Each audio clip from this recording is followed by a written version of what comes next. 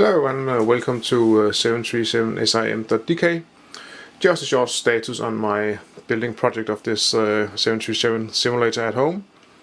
We are not totally finished yet, but getting closer each day, even though that does take quite a long time, but it's quite fun.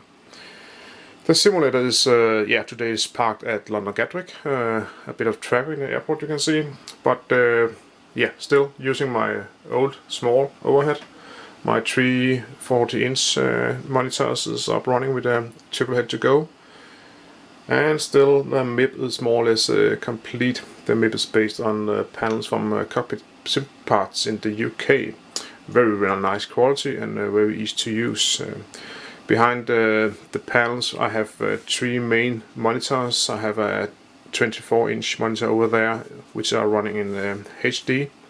A small 15-inch in the middle and a 22-inch old Samsung monitor at the right side. Beneath that we have Open Cockpit's CDU at the left and a CDU dummy at the right, and actually it's just a flat screen monitor down there which are sharing both lower ICAS and dummy CDU.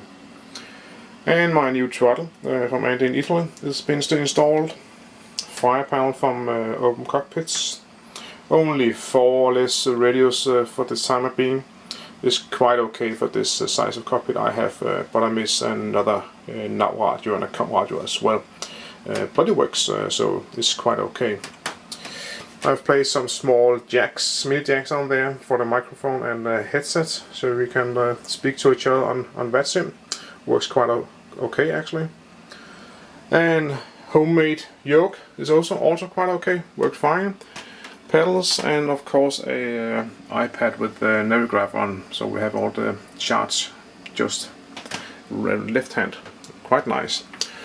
Homemade seats also more or less finished. Work quite okay. Easy to make and quite fun to sit in extra. So you have the right altitude and so on the seat, so it's quite okay. Otherwise, just bought a new EFIS from the UK, as the same place as the panels coming from. Quite nice quality actually, just need some backlight. It is actually installed, just need some power on it. The 6-pack are also working quite well, and just another one is going to be installed today perhaps. More or less all the controls have been tied together with the PO key cards or BU cards from the Botnar. I think I have 3 PO key cards today, together with the LED cards as well from Wendy, who are selling the PO key cards. Works very well with together with the ProSim.